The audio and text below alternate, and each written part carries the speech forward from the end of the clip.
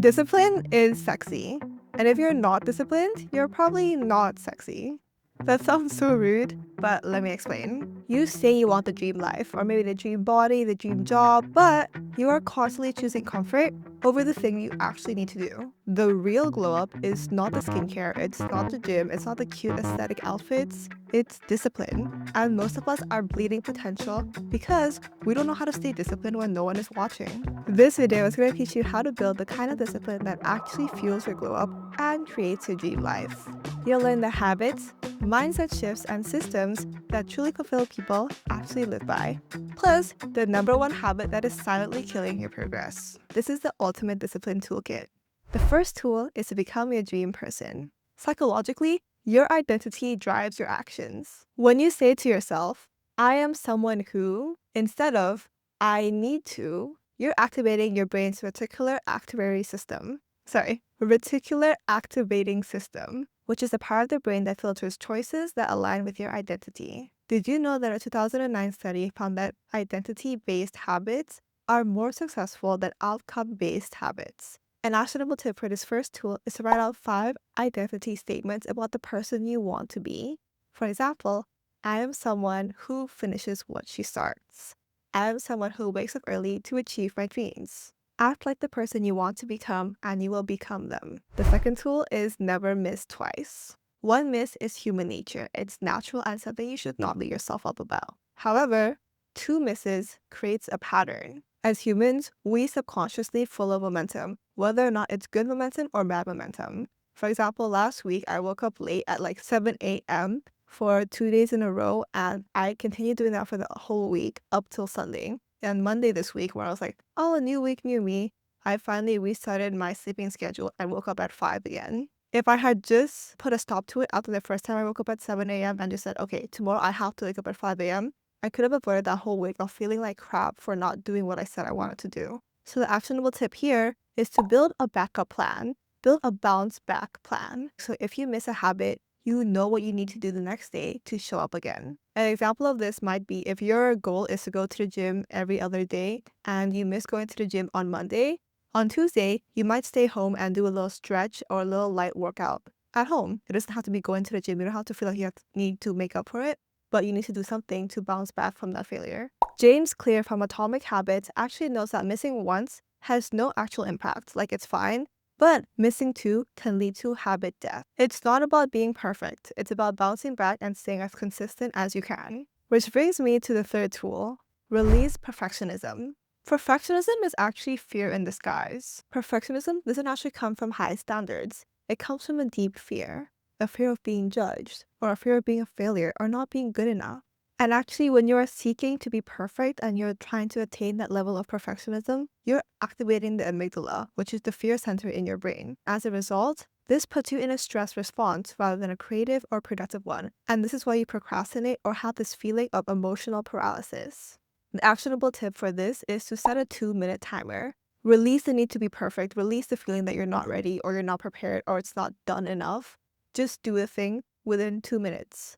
Make yourself begin the task within 2 minutes, no matter how sloppy, no matter how much you think it sucks, because it probably isn't as bad as you think it is either. Don't wait to film the perfect video or to start your essay. Just start recording with what you have and what you know right now, and just write with what kind of information you have and the research you've done so far. That 2-minute timer has literally saved my ass so many times because especially at work, I feel like I need to put out this front of being super perfect and all my results are really good. But all the good results start from mistakes. Like it starts from struggling in the beginning anyways, so I might as well just start on the struggling now so I can get the good result later on. A quote that I love is that done is better than perfect.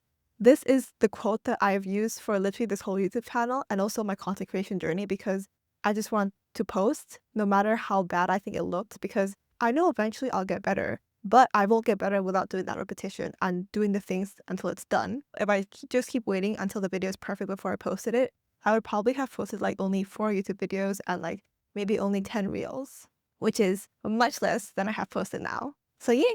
And also, fun fact or not so fun fact, but perfectionists have a higher tendency to develop depression, anxiety, and burnout. So I really think that as much as you can, try to avoid the need to be a perfectionist. Tool 4. Track your wins visually. Visible progress triggers dopamine.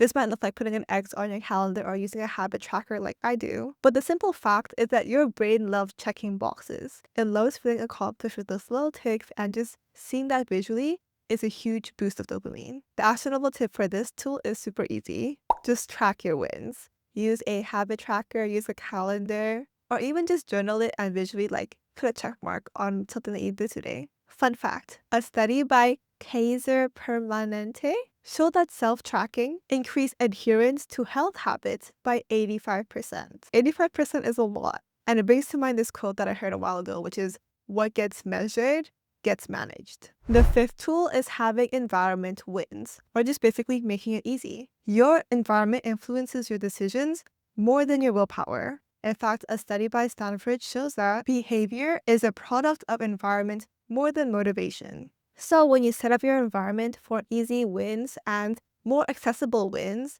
then you reduce friction and you basically automate good behavior. The actionable tip for this is to prep your space so your next best decision is obvious. For example, if you want to go to the gym in the morning, put your workout clothes right by your bed or even sleep in them so as soon as you wake up, you can just go. For me, I want to film in the morning, and right now, I don't know if it's a good idea because I don't know if you've noticed that the sun has been coming in and out, and it's sometimes super sunny, sometimes not so sunny. But to make sure I do film in the morning, I set up my tripod, I set up my camera, and I set up my computer right before I go to bed. So when I wake up, all I have to do is put on my clothes, put on my makeup, and it's already set up. I can just start recording. A super overused quote that I think you've probably heard before if you're in the, self-care, discipline, productivity space is, you do not rise to the level of your goals. You fall to the level of your systems. Super cliche, but I think it's very fitting for this tool. Number 6, review your boredom. Repetition without stimulation actually leads to burnout. Like doing something repeatedly but not having a new or novel experience,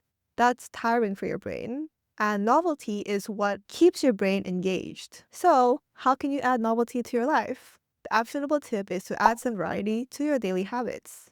For example, maybe one of your daily habits is to journal, and maybe you've been journaling at your desk for the past few days and it's getting a bit boring. Why don't you go outside, go to a cafe and journal there? The change of environment, the change of scenery, and even walking to that cafe will help a lot in making this new experience more novel and this habit that is seemingly boring more interesting. Oh, another idea I heard is if you go to the gym and you always wear headphones or earphones when working out, try a day where you leave your music at home. Like you don't bring your AirPods, you don't bring your earphones, you don't bring any headphones. You just listen to the sounds of the gym, whether or not they play music, the grunts of other people. And that new experience and that new feeling of not having your usual stuff, it kind of resets your brain and makes you appreciate your music much more when you do have it in the gym time. But it's also a break in the system. It's something new, and even though maybe it doesn't seem better, it will change up that repetition and that feeling of boredom. Studies show that people are more likely to stick with a habit when there is some form of variation or novelty. Tool number 7 is reset in 60. Interrupting a negative spiral right away is key because the longer it lasts, the deeper it embeds. Quick behavioral recovery reduces the chances of long-term habit disruption by 60%. So the actionable tip is, when you mess up, do something that fixes it or shifts your attention the other way within 60 seconds. It doesn't have to be something huge or something grand. It just has to be one good thing, one thing you can feel proud of. For example, maybe you broke your streak and you ate junk food. Within the next 60 seconds, drink some water. Or maybe you skip studying for the day or skip doing your online course. Within the next 60 seconds, pick up a book and read a page. Similar to this is the idea that your negative emotion actually only lasts for 90 seconds. For example, the anger you feel or your guilt or your shame, your brain actually only has that feeling for 90 seconds. But then you thinking about it again, you talking about it with your friends, that ends up making it feel a lot longer, and it might even ruin your whole day. Even though, neurologically and psychologically, it's only 90 seconds of the actual emotion. You can change things around quicker than you think, and you're only one decision away from a better life. And the last tool is to forgive yourself. Shame is not a productive motivator. It actually reduces future self-discipline by lowering your self-worth. So maybe when you think about discipline, you think about self-punishment or punishing yourself when you do something wrong or you're not in line with your goals. But rather than self-punishment, it's more effective to look to self-compassion. It was kind of hard for me to come up with an actionable tip for this, but here's something you can try. When you fall off or when you do something that is not aligned with your goals, say this out loud. That's okay. I continue now. Hopefully this will reset your mood, reset your brain, and make you remember that you have the power to change how you feel about yourself and you have the power to continue going for your goals right now. You don't have to wallow in that shame. You don't have to feel so bad. Don't talk about it again and talk about yourself negatively with yourself or other people. Just recognize that it happened and I'm going to move forward now. Self-compassion beats self-criticism every time. The body you want, the job you want, and basically the life that you want, that is all on the other side of discipline. So stop wasting your potential. Stop waiting for motivation and stop becoming the person that your future self will thank you for. And remember, discipline is not punishment and it's not boring.